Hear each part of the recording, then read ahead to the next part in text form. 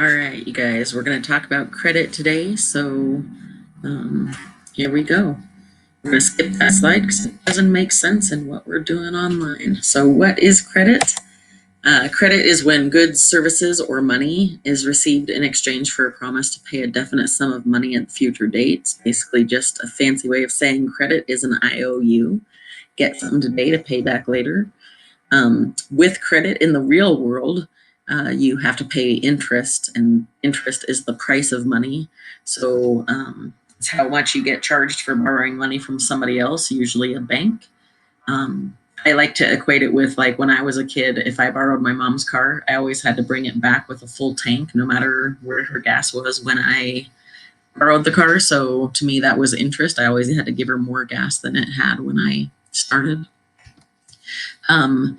When we talk about credit, there's two different people involved. There's the lender, and that's the person or organization who has the resources to provide a loan. So it's usually a bank or a person, or a financial institution of some sort. And then the borrower is the person that is getting money lent to them from the lender. So some of the advantages of using credit is that you can buy items immediately. You can get bigger purchases. Like right now, you can buy something big and you can pay it off in smaller chunks later on. You don't have to carry cash if you have a credit card with you. It creates a record of purchases, so you have a credit history. You have a history of what you bought, and you also get credit that goes on to your credit history. So using credit and using credit cards helps build your credit history, and credit history helps you get loans in the future for things like a house or a car. Using credit or a credit card helps consolidate your bills into one payment. So if you put all of your bills into one loan that would be a credit kind of thing, then you would only be paying off the loan instead of all the bills. And if you're doing stuff on a credit card, if you were to put all of your, say, monthly subscriptions like Netflix and Hulu and Spotify onto your credit card, then you only have to pay one bill every month to pay all of those subscriptions. You need a credit card to get reservations at hotels, for rental cars, anything like that. And it helps protect against fraud if you are online shopping, and it also allows you to do online shopping. Some of the disadvantages of credit are that interest rates, sorry about the background noise, that interest rates increase the cost of items if it's left revolving. So if you are not paying off your credit card every month, then you're accruing interest on the entire balance that is left unpaid. And then there's additional fees involved. If you have late payments on your credit card, there's additional fees. If you go over your limit of credit, there's additional fees, and just all the different cards have different like fees that they might charge. So it's pretty easy to lose track of how much you spend, and therefore increases impulse buying. Like if you have a credit card in your pocket, you're just gonna be like, oh, I can buy that, whoosh, whoosh, and just buy a bunch of stuff that you don't need. And so it's harder to stick to a budget when you're using credit compared to if you are using cash or have an obvious amount of money to spend, like a debit card. So if you don't have credit, if you have not ever used credit, you don't have a credit card, you've never paid monthly bills month by month, then you won't have any information on your credit report. You will have no credit history. And it's one of those ironies that you can't get credit without a credit history, but you can't get a credit history without getting credit. And so, it's kind of like, how do you get credit without having credit history? And one of the easy ways to do that, there's a couple of different ways. One of them is to get a small loan from a bank or a credit union with your parents as a cosigner, and then just pay that off, make your monthly payments, and then you'll get credit history for yourself. Or you can get a credit card, again, with a cosigner with your parents, and get the credit history just from making small purchases every month, like maybe just buy your gas if you get a gas card or something, where you can't spend extra money, but you just get your gas every month and you can pay that off because you would have had to spend the money on gas anyway. And you can build up credit history that way. And the third way is to just have your parents put your name on one of their credit cards. If they have good credit payments on that card, then you'll start getting credit history just from having your name on their credit card. So those are some options of ways to get credit if you don't already have it on your own. There's different kinds of credit that you can get. There's single payment closed credit, which is a kind of a rare type of credit, but this is where you purchase items or services, you pay the entire amount off at one time, but it's after the purchase. Usually there's no interest if it's within a certain period of time. But it's basically like, hey, I needed this work done on my house, so I got it done and I have to pay it off later, but it'll be when I have the money to do that. Installment credit is when you pay in a regular monthly payment for something. So that would be something like you take out a loan to do work on your house, or you take out a car loan. That's going to be more likely for you guys as you take out a car loan and you pay regular monthly payments every single month.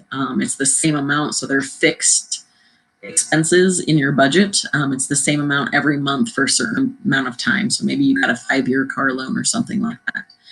Interest is included in your monthly payment, so that's just part of what you're paying off. And then the third kind is revolving or open-ended credit, and this is the most common type of credit. This is what a credit card is, and this is where you are a certain amount of money, a certain credit limit that you can spend. So maybe you have a $5,000 credit limit and you can buy whatever you want on that card up to $5,000. And when you pay off, like if you spend $2,000 and then pay off $1,000, then you still have $4,000 to spend. So it's continual. However much you pay back goes back to how much you can borrow again. So this one is every month there's a minimum payment, and that minimum payment is usually based on a percentage of how much you owe.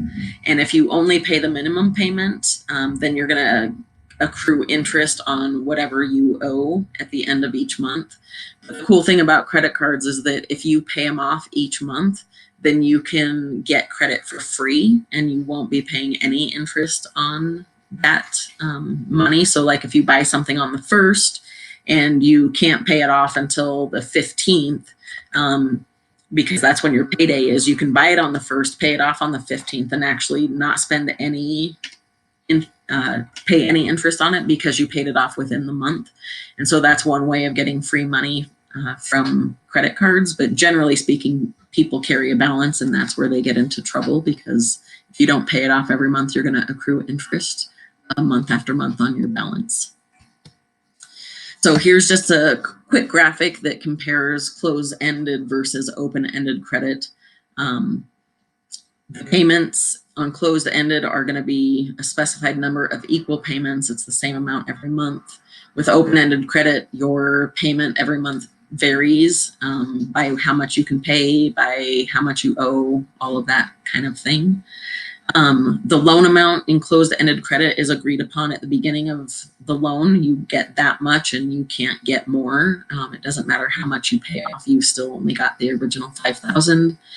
The loan amount with open-ended credit is $5,000 anytime you need it, and you can use it continually. So, and if you pay off month by month, you can actually get that credit limit increased. So, you know, after a year of good payments on a credit card, they might increase your limit to $6,000 or $7,000 or something to that effect.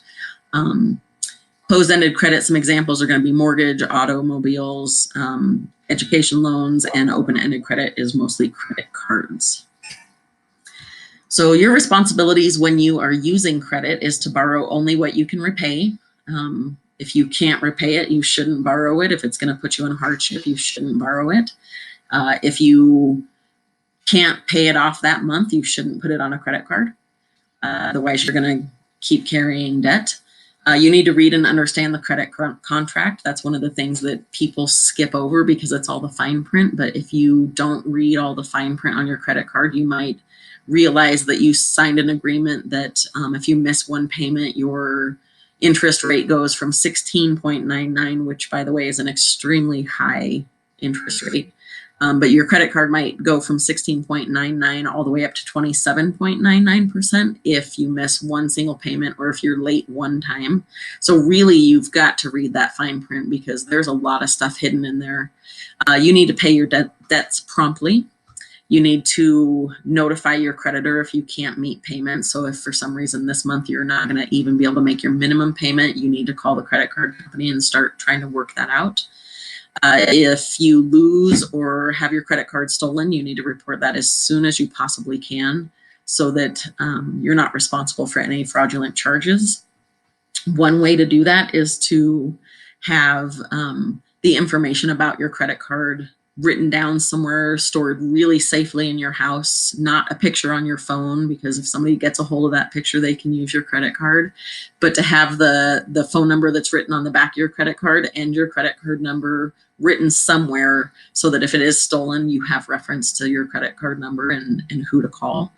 And then never give your credit card number over the phone unless you're the one that initiated the call or you're certain of the caller's identity. So if somebody calls you and requests money over the phone, don't give your credit card number out. The best thing you can do is say, I will call back and place an order. That way, when you call, you can be sure that you're calling the actual company's number and not whatever scammer is calling to get your credit card number.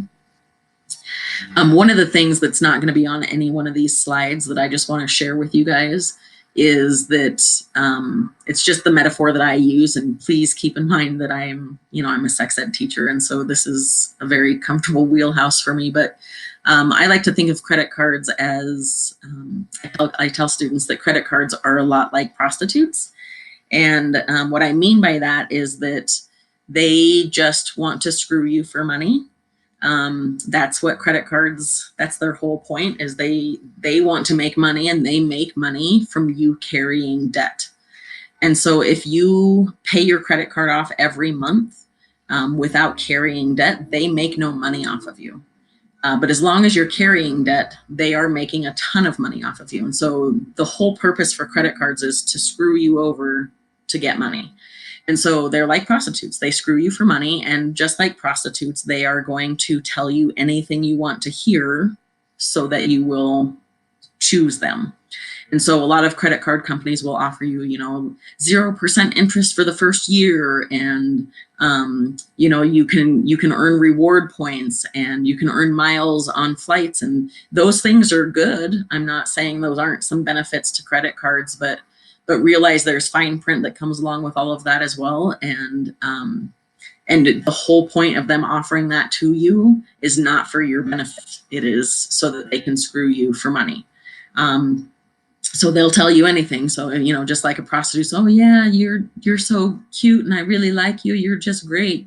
These credit card companies are going to tell you anything you want to hear so that you will choose them so that then they can screw you for money. So if you remember nothing else about this, remember that credit cards are a lot like prostitutes. And in the end, they are not good for you. So you might not, using a credit card might not get you an STD, but it can ruin your life. And so just keep it in mind. They're not a good idea for most people. It's a good way to build credit, and there are some advantages, but for most people, all credit cards do is get them into trouble, get them into debt, and screw them over. All right, thank you. Rant over. So when it comes to, back to the PowerPoint here, when it comes to your rights, when it comes to credit cards, there's the Truth in Lending Act from 1968 that ensures customers are fully informed about cost and conditions of borrowing. So every credit card has to send out pages and pages of tiny print so that you'll understand every bit of contract that you're signing. The Fair Credit Reporting Act of 1970 protects the privacy and accuracy of information in a credit check.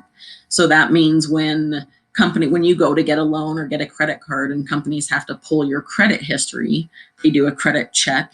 And this Act ensures that that information is kept private except to people who need to have it, and that your credit report is accurate and that you have rights to fight if you see something inaccurate in your credit report. The Equal Opportunity Act of 1974 prohibits discrimination in giving credit on the basis of sex, race, color, religion, national origin, or marital status or age. You do have to be 18 to get credit in most places, but they can't deny you credit on these reasons alone. The Fair Credit Billing Act of 1974 sets up a procedure for the quick correction of mistakes that appear on consumer credit accounts. So again, if you see something wrong on your credit report, you have not only the right, but the means to get that fixed as quickly as possible. And then the Fair Debt Collection Practices of 1977 prevents abuse by professional debt collectors, so they can't come pounding on your door in the middle of the night trying to get money from you and stuff. There's laws to protect the consumer. So if you aren't paying your bills and they take you to collections, there's only certain things that they can do to come after you to get that money. Whew. So what makes someone worthy of credit? There are certain qualities that lenders look for in their borrowers. And the 5 C's of credit is the kind of best way to look at this. The first thing they look at is your character. Are you trustworthy to repay a loan? So the best way they know how to look at this is through your credit history. So they'll pull a credit report. If you don't have credit history, that's a good reason for them to deny you, is because they have no idea if you'll pay stuff back or not. But if you have good credit history, as in you've taken out loans before and you've made consistent payments on time, then your character looks good and they're going to be willing to take a risk on you. If you don't have credit history, sometimes they'll ask you to have a cosigner, like your parents or somebody who can vouch for your character, and also somebody, that person doesn't just vouch for your character, they also are saying, hey, if this kid doesn't pay me back, you're going to be responsible for that money. So the second C is capital, and that is what can you use to repay your debts. So they're going to look at your income. They're going to look at, like, they're going to want to see that you have a job. They're going to want to see pay stubs for several months back sometimes to make sure that you have a job and it's been a job that you're in for a while. They want to see capacity. So do you have enough income to support your credit use? So not only are they going to look at your pay stubs, but they're going to ask you what other monthly payments you have. They're going to ask how much do you pay in rent. They're going to ask you how much do you pay in child support, and just in general, how much are you paying out, so that they can compare your income to your bills. If it doesn't look like you're going to have enough left over in your budget to pay them, they're not going to give you a loan. They're going to look at collateral, and collateral is just, do you have something to trade in case you can't pay this back. So if you buy a car, the collateral is automatically the car. If you can't pay your monthly payments, they're going to come get their car back. So that's the collateral. Same thing with a house. And with personal loans, if you're just trying to, like, say, consolidate a bunch of bills together and you go to the bank and try to get a personal loan, they're going to look at what you have for collateral. Do you have cars? Do you have something that they could take away from you in case you can't pay that back? And then conditions. The conditions are, is this loan and this rate suitable for you? Is this going to work? If you have bad credit history, like you have credit history, but maybe you've made some late payments or you've missed payments, they might still give you a loan, but the conditions might not be right. So maybe they were offering a 6.5% loan, and when they see your bad credit history, they realize, oh, we're going to charge this person 15% because they have bad credit history. So this is the only loan they're going to be able to get, so we can charge them whatever we want. And so that's the conditions that they might look at. So those are the 5 C's of credit: character, capital, capacity, collateral, and conditions. So how to build credit history, I kind of already talked about some of this. One of them is to establish a steady work record. Like having a job for a long period of time looks really good on your credit history. Jumping job to job every few months looks terrible on a credit history.